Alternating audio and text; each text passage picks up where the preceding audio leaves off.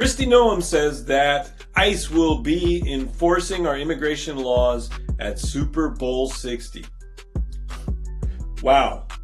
You know what? Gives a new meaning to icing the kicker. Now, Kristi Noem is worried about keeping people out of this country, so much so that she said ICE will be enforcing our immigration laws at Super Bowl 60. Here's an idea. Why don't we give all of the immigrants Jets jerseys and then paint the border to look like the end zone? They'll never step foot in it again. Rams running back Kyren Williams taking responsibility for his team's loss against the 49ers this past Thursday on an overtime fumble at the goal line. Really? Thank you, Kyren. We had no idea whose fault that was, that your team lost when you fumbled on the goal line in overtime. You know, way to strategize, guys. We're gonna give it to the guy who has the most fumbles in the last 2 years. You know what? I had no idea that Pete Carroll was coaching the Rams. I thought it was the Raiders. Yankees rookie pitcher Cam Schlittler completely shut down the Boston Red Sox, sending Boston packing, yes, and sending the Yankees to the divisional round. Boy, oh boy, the Massachusetts native Cam Schlittler. All I have to say is that after you sent Boston back home, I hope you have a place to stay in the city. And finally, New York Knicks forward Josh Hart made history when he was ejected from a game after suffering an injury. Apparently he got frustrated and threw the ball into the stands after suffering an injury.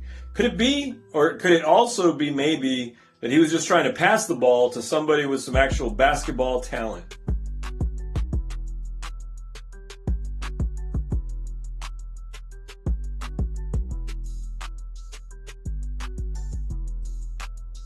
It's rainy, and don't you just love the rain because it gives you an excuse to not have to go anywhere? Fantastic, isn't it? It's week 5 of the NFL's regular season. I can't wait to watch the irregular season myself. Of course, the big story is Jaxson Dart getting the start for the New York Giants. Yes, just his second start. His outing last week proved to be successful. Now let's see how he does against the Saints this week. Will Jaydon Blue be the real deal for the Dallas Cowboys? Yeah, we're going to see if he is as skilled as he tells us, or as the scouts tell us.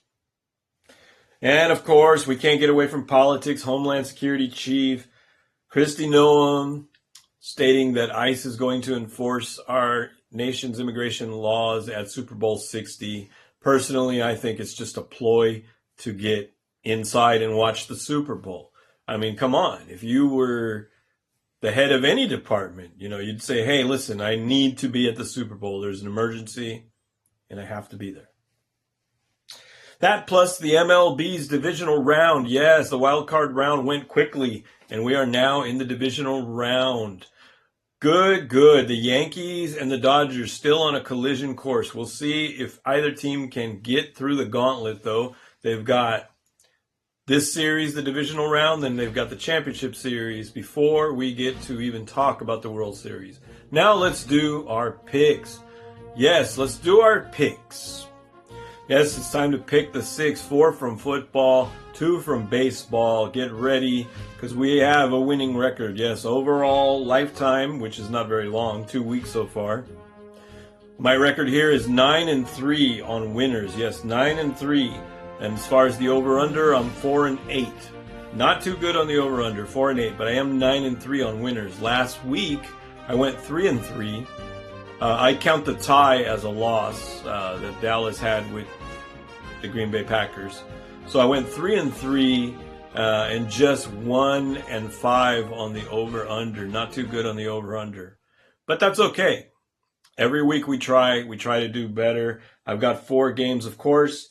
We can't pick Thursday games because we do this show on the weekends. 49ers, of course, beating the Rams 26-23. The Niners climbed to 4-1. The Rams dropped to 3-2. Both teams vying for that NFC West divisional title.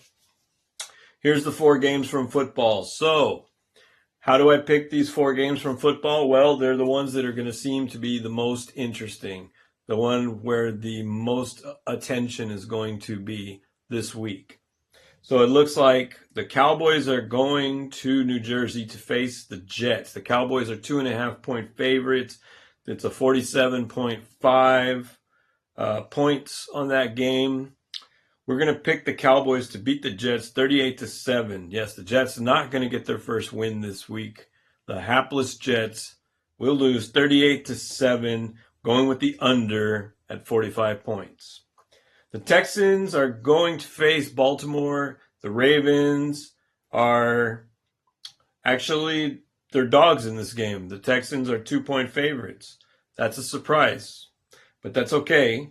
Texans they're both 1-3, so it could go either way. I'm going to go with the Texans, though, 28-24, going with the over because they're only giving 40 points, 40.5 points. The Commanders are going to face the LA Chargers. Yes, I'm surprised I actually called them LA instead of San Diego. Amazing. Commanders 26, Chargers 20. That's my guess. Yes, the Commanders are going to win 26-20. The Chargers are a 3-point favorite in this game. But, of course, Jaydon Daniels is back this week. He's off the injured list. He's ready to go. We're going with the under. It's 47 points, so we're going with the under. The Patriots are going to face Buffalo. Yeah, they're going into Buffalo to face Josh Allen and the Bills, who are doing just stellar at 4-0. Patriots are at 2-2 so far this year. The Patriots are going to pull off an upset. Even though the Bills are an 8-point favorite, the Patriots are going to win 23-20. Yeah. Patriots are going to stun the Bills and win 23-20, giving Josh Allen his first loss of the year. Of course, now we go over to the MLB where we have 2 games. We've got the Cubs and the Brewers. That is our National League game. And we've got the Tigers at Mariners. That's going to be our American League game. So they're giving us 7.5 points on the Cubs Brewers, and we're going to have to go ahead and say that the Cubs are going to win 7-4. Yes, the Cubs are going to win 7-4. The Tigers are going to drop the game to the Mariners, who are actually doing really well at the end of the season here. The Mariners, who have never won a World Series ever, which is just remarkable. We're over here talking about the Yankees and the Dodgers. What if the Seattle Mariners actually go and win their first World Series this year? What a story would that be? That's a great story. The Mariners are going to win 5-3, and we're going with the over because they're giving us 7 points. That is our picks for this week. We hope you guys enjoy and game responsibly. I don't know about you guys, but for me, the big sports news this week is, of course, Taylor Swift releasing Life of a Showgirl, the movie and the album. Fantastic. I can't wait. That's not sports news? I thought Taylor Swift played for the Kansas City Chiefs. Oh, but, let's talk about what happened. Cam Newton stated that Cleveland Browns should start Shedeur Sanders, who is right now number 3 on the depth chart, by the way. Wow, number 3. I personally agree with Cam Newton. I think the Cleveland Browns should give this guy Shedeur Sanders a chance to be a starting NFL quarterback. I mean, he comes from NFL royalty, Deion Sanders. What a story would that be? And I hate when personal politics, which is what I think is going on here, gets in the way of sports and in football. It's like the way the Raiders treated Marcus Allen. Listen, I was the biggest Bo Jackson fan there was, but I also thought that was pretty horrific the way the Raiders treated Marcus Allen, because he had done nothing except be an MVP running back for them. Super Bowl MVP running back, by the way. Yeah, Marcus Allen for the Raiders. Look it up. Yeah, so I agree with Cam Newton. I think that the Cleveland Browns should start Shedeur Sanders. You could end up having a situation like Jaxson Dart in New York. Here's a rookie quarterback. He's not expected to play well, especially with all the problems the New York Giants have had with their offensive line.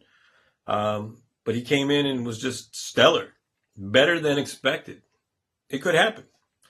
So I agree with Cam Newton, although I don't agree with his style sense. I don't agree with what he perceives to be the English language. But on this particular situation with Shedeur Sanders, I agree with him. Shohei Ohtani, we're going to start calling this guy Shohei the Big Show with the Dodgers. The Big Show, Shohei. Man, this guy hit home run after home run, and he's their pitcher. It's stunning, you know, the way that the National League has been playing baseball for over a century. You know, who knows how long? Maybe we're approaching 2 centuries of baseball, but the National League has played with no designated hitter. The pitcher has to hit the ball. The pitcher has to take their turn at bat. And I think it's a better product. You know, this is one of the more controversial subjects in baseball, the DH. But personally, being a Dodger fan, I think might color my opinion in their direction. But honestly, I mean, you look at a guy like Babe Ruth. He was an American League pitcher who just happened to be the biggest power hitter of all time. You know, and but what chance would he have after 1973 or whenever it was when they instituted the DH in the American League? He wouldn't have any chance. There would be no Babe Ruth, no legend. But in the NL, the National League, Shohei Ohtani is a phenom. You know, he's a pitcher, a world-class pitcher, and a world-class hitter as well. And I think, personally, I like the way that the NL has resisted the DH for as long as it has, even in the face of minor leagues using the DH, Little League, everybody else. Excuse me. What else? The Cubs versus the Brewers, the Stein series. I'm looking forward to this series right here. This is real October baseball for you. The Midwest, Milwaukee and Chicago. That's going to be one of the more fascinating series of this postseason of MLB baseball. To see if the Cubs, can continue to win and continue to add to the myth of that franchise, or will the Brewers, the workhorses that they are, come in and spoil the fun? Of course, we've got the Dodgers and the Phillies. That's going to be a huge series. I just love this time of the year. October's the best.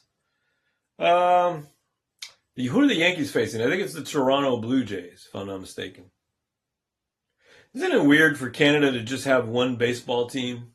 They used to have the Montreal Expos, who then became the Tampa Bay Rays or the Florida Marlins or something. I think Canada can afford another team. Why not? Anyway, you guys have yourselves a great weekend. Enjoy sports. We've got a whole Saturday lined up of MLB baseball for you. And of course, Sunday, NFL. You guys take care.